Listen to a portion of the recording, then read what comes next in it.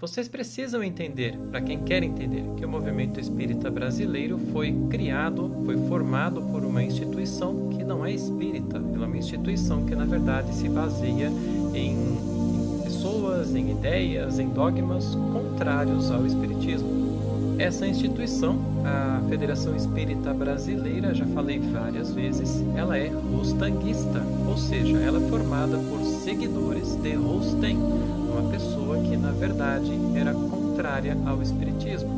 Esse senhor que ouvia ali a comunicação de alguns espíritos através de uma médium, e esses espíritos diziam que eram os 4 evangelizadores, transmitiram para ele, diversos absurdos, e ele quis acreditar nesses absurdos. Por quê? Porque esses espíritos diziam que ele era o novo revelador, o revelador das revelações. Sabiam cultivar o seu orgulho, aquele orgulho que ele tinha, aquela vaidade que ele tinha. E Kardec, quando tem contato com tudo aquilo e demonstra que a obra tinha assim problemas, ele se revolta e vira um inimigo do espiritismo, um inimigo de Kardec. Muito bem, essa seita fundada aí pelo senhor Rosten chegou aqui no Brasil no final do século XIX, criou os seus grupos aí, pessoas que acreditavam que aquilo realmente era uma coisa interessante, apesar dos dogmas bastante contrários ao espiritismo, como por exemplo dizer que um espírito que erra muito é mandado para mundos inferiores, onde ele vai encarnar como criptógamos carnudos, ou seja, como lesmas. Pois é, isso aí não tem o menor fundamento quando a gente estuda a doutrina espírita.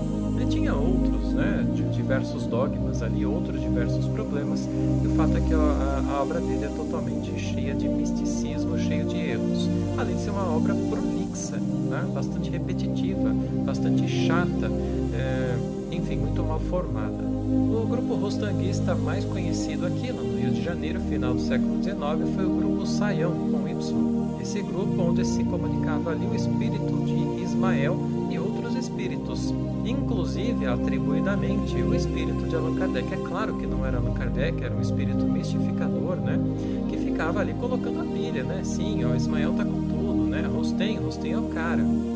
Essas pessoas dominaram a FEB desde as suas origens, desde os seus primeiros passos. O doutor Bezerra de Menezes, que foi com certeza uma ótima pessoa, isso não elimina o fato de ele ter sido bom, de ter feito caridade, nada disso, mas o fato é que ele era rostanguista, e ele, quando assumiu a FEB em 1895, trouxe com ele ali todo aquele grupo, que dominou a FEB desde os seus primeiros passos, como eu disse, e que fez ela ser uma instituição rostanguista ao longo do século XX completo, até os dias atuais. Em 2018, a FEB tirou do seu estatuto a obrigatoriedade de estudar a obra de Rosten, mas, é claro, ela não deixou de ser rostanguista, porque até hoje ela não se retratou sobre o seu desvio, ela não se retratou sobre a sua contrariação ou a contrariedade que ela faz com os princípios mais básicos do espiritismo, Basta, por exemplo, que a gente estude a Revista Espírita de dezembro de 1868, Constituição Transitória do Espiritismo, para vocês verem a diferença do que deveria ser o espiritismo e o que acontece hoje. E o fato é que essa instituição acabou criando um movimento espírita que colocou abaixo, também baseado em mistificações, em ideias de espíritos mistificadores que se intrometeram ali.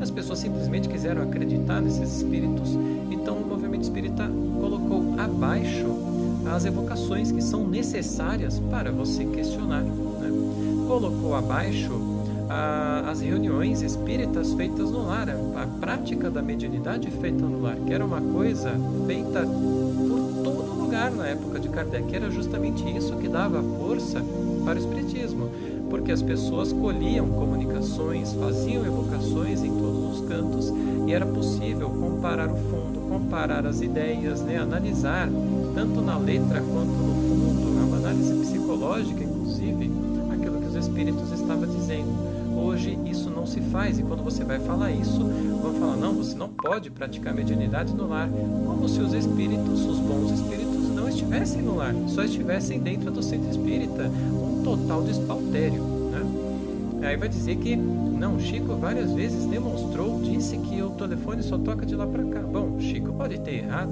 Chico pode ter falado uma coisa que foi mal interpretada.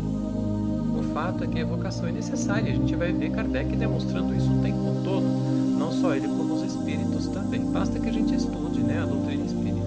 Ah, Paulo, você está mentindo sobre tudo isso. Bom, se vocês fizerem uma pesquisa no próprio site da FEB, vocês verão ali, pesquisar por Rosten, vocês verão ali vários documentos demonstrando, né, que os seus presidentes eram rostanguistas, que eles pegaram os 4 evangelhos de Rosten e colocaram ali para estudo. Vocês verão, inclusive, eu estou deixando no link aqui, gente, uma pasta para vocês olharem os PDFs lá.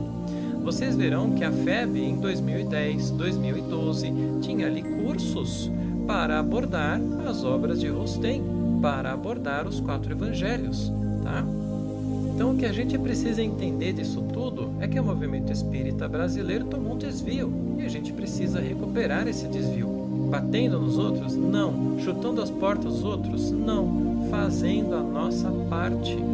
A gente precisa fazer a nossa parte, nós precisamos estudar, nós precisamos conhecer a doutrina que queremos professar, a doutrina que a gente diz que ama e que a gente não conhece. 90% dos espíritas, se não mais, não conhecem a doutrina espírita, nunca ouviram falar de revista espírita.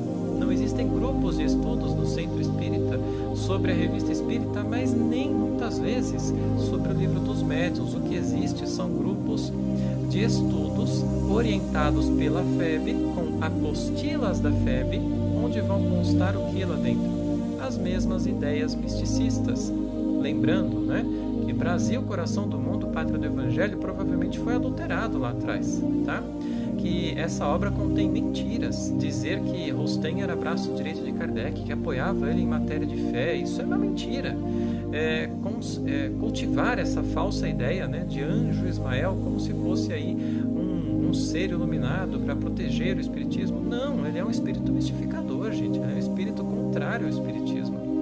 E o fim de tudo é que o que se produz aí é tudo que a gente vê no movimento espírita: contrariedade, contrariação do espiritismo, contrariação da ciência espírita, fé cega, crença cega no que dizem os espíritos, ninguém questiona, ninguém pergunta aos espíritos, ninguém evoca, enfim.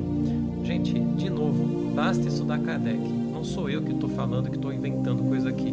Basta estudar Kardec e basta conhecer a história aí, né? Uma dica final, Ponto Final, de Wilson Garcia, é um livro que todo mundo deveria ler.